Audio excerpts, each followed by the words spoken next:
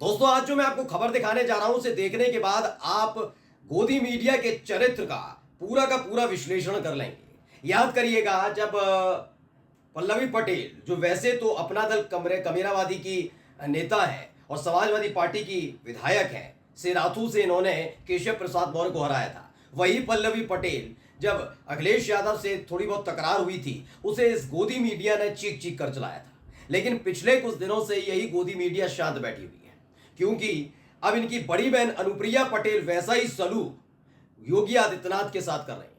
अब मोदी शाह के इशारे पर कर रही हैं या फिर बीजेपी का साथ छोड़ने के लिए तैयार बैठी हैं। आज इस पूरी खबर को मैं आपको दिखाने जा रहा हूं। हो सकता है इंडिया गठबंधन में एनडीए का एक बड़ा दल, जो उत्तर प्रदेश में एक बड़ा दल है, वो आज साथ आकर शामिल हो जाए और उसका नाम है अपना दल एस। यानी अनुप्रिया पटेल एक बड़े मुद्दे को लेकर और अखिलेश यादव के साथ जुड़ना चाह रही हैं, क्योंकि अखिलेश यादव ने जब वो मुद्दा उठाया उसके बाद बीजेपी उनकी तमाम सहयोगी पार्टी चित हो गई। नमस्कार, मैं हूं प्रज्वल गौतम और आप देख रहे हैं न्यूज सर्किल। अखिलेश यादव का जलवा तो इस बार लोकसभा चुनाव में देखने को मिला ही। सोचिए, देश की तीसरी सबसे बड़ी पार्टी बन गई। नेताजी ने भी समाजवादी पार्टी को कई सालों तक राष्ट्रीय अध्यक्ष रहे, उन्होंने इसका जन्म किया था, बहुत सारी चीज थी, लेकिन कभी भी इतने विधायक नहीं जीते थे। इस बार शानदार, कितने सांसद कभी नहीं जीते थे, विधायक नहीं, इतने सांसद कभी नहीं जीत पाए, लेकिन इस बार वाकई अखिलेश यादव ने सारे रिकॉर्ड तोड़ दिए, समाजवादी पार्टी के सारे रिकॉर्ड तोड़ दिए और 37 सीटें जीती हैं। देश की तीसरी सबसे बड़ी पार्टी है, लेकिन ये पार्टी इतनी बड़ी बनी कैसे? कैसे 37 विधायक जीते? क्या ये कोई तुक्का है? क्या वाकई सिर्फ समाजवादी पार्टी, भारतीय जनता पार्टी से नाराजगी का फायदा समाजवादी पार्टी को मिला? नहीं, कतई नहीं। दरअसल अखिलेश यादव की ये मेहनत है, अखिलेश यादव के वो मुद्दे हैं जिन मुद्दों को लेकर हंसी ठिठोली बीजेपी के नेता और ये तमाम गोदी एंकर किया करते थे। इसी का फायदा, यानी अखिलेश यादव के साथ का फायदा कांग्रेस को भी उत्तर प्रदेश के अंदर मिला। 6 सीटें कांग्रेस पार्टी ने जीत ली।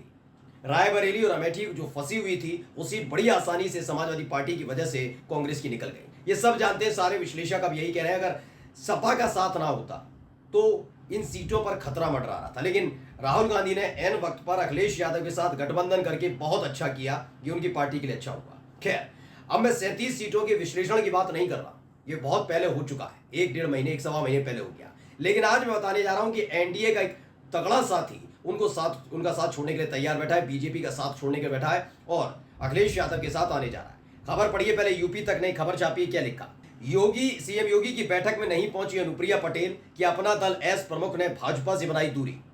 खबर क्या है? खबर है कि लोकसभा चुनाव 2024 में उत्तर प्रदेश के भीतर अच्छा प्रदर्शन न करने के बाद से सत्ताधारी भारतीय जनता पार्टी के कैंप में हलचल मची हुई है। भाजपा इस हार की समीक्षा में लगी हुई है। अभी हालिया भाजपा के राष्ट्रीय संगठन मंत्री बीएल संतोष ने सीएम योगी आदित्यनाथ समेत पार्टी के कई वरिष्ठ नेताओं के साथ समीक्षा बैठक की। वहीं इस बीच भाजपा की सहयोगी और अपना दल एस की मुखिया अनुप्रिया पटेल को लेकर एक बड़ी खबर सामने आई। दरअसल अनुप्रिया पटेल को लेकर इससे पहले भी एक बड़ी खबर सामने आई थी, जिस पर अनुप्रिया पटेल ने साफ साफ योगी आदित्यनाथ को एक चिट्ठी लिखी और वो चिट्ठी गुप्त तरीके से नहीं लिखी गई। उसके बारे में बोला भी, उसके बारे में सब लोगों को बता दिया कि हाँ, इस चिट्ठी में मैंने क्या क्या लिखा। उन्होंने साफ साफ लिखा कि 7 साल से अब सरकार चला रहे हैं, लेकिन जब बात पिछड़ों की होती है, बात दलितों की होती है, बात आदिवासियों की होती है, तो उनके आरक्षण का हक मार लिया जाता है नियुक्ति को लेकर। यानी योगी आदित्यनाथ पर सीधे सीधे अनुप्रिया पटेल ने आरोप लगा दिया कि वो सामाजिक न्याय नहीं करते हैं, वो सिर्फ अपने वर्ग के लोगों को देख रहे हैं, साथ रहे हैं और उन्हीं का ख्याल रख रहे हैं। जबकि उत्तर प्रदेश में पिछड़ों की तादाद भी अच्छी खासी है और आरक्षण की जब बात होती है तो पिछड़े, आदिवासी और दलितों को आरक्षण मिलना चाहिए। यानी अपने ही सहयोगी दल को, जिसकी सरकार उत्तर प्रदेश में चल रही है, उसे घेर लिया। पहले खबर आई कि ये सब कुछ मोदी शाह के इशारे पर किया जा रहा है, जिससे योगी आदित्यनाथ को बदनाम किया जा सके। लेकिन ये बात में सच्चाई भी थी, क्योंकि इसी बात को लगातार अखिलेश यादव उठा रहे थे। पीडीए का जादू इसीलिए देखने को मिला। अब देखिए, अनुप्रिया पटेल जो है वो आने के लिए तैयार बैठी हुई। क्या हुआ है आपको बता दें कि अनुप्रिया पटेल लोकसभा चुनाव के नतीजों के बाद से भाजपा पर हमलावर देख रही हैं। अभी हाल ही में सीएम योगी ने हार की समीक्षा के लिए मंडल स्तर की बैठक बुलाई थी, जिसमें अनुप्रिया पटेल और उनके पति आशीष पटेल नहीं पहुंचे। बता दें कि अनुप्रिया पटेल मोदी सरकार में मंत्री, जबकि उनके पति योगी सरकार में मंत्री हैं। अब कुल मिलाकर समझिए, एक है मोदी सरकार में कैबिनेट मंत्री अनुप्रिया पटेल, उनके पति आशीष पटेल योगी कैबिनेट में मंत्री हैं। उसके बावजूद भी, इतनी महत्वपूर्ण बैठक बुलाने के बावजूद नहीं आए। अब आप कहेंगे योगी आदित्यनाथ को घेरने का तरीका हो सकता है, मैं इसे अब नहीं मानता। मैं इसलिए नहीं मानता इसे दोस्तों, क्योंकि बीएल संतोष जो है बीएल संतोष मोदी शाह के कहने पर ही उत्तर प्रदेश में इसकी समीक्षा करने आए थे।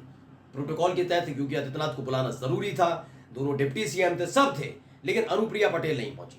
यानी कल तक जो लग रहा था कि लेटर बम जो फोड़ा गया अनुप्रिया पटेल की तरफ से वो योगी आदित्यनाथ को घेरने के लिए है, मोदी शाह ने करवाया, लेकिन नहीं।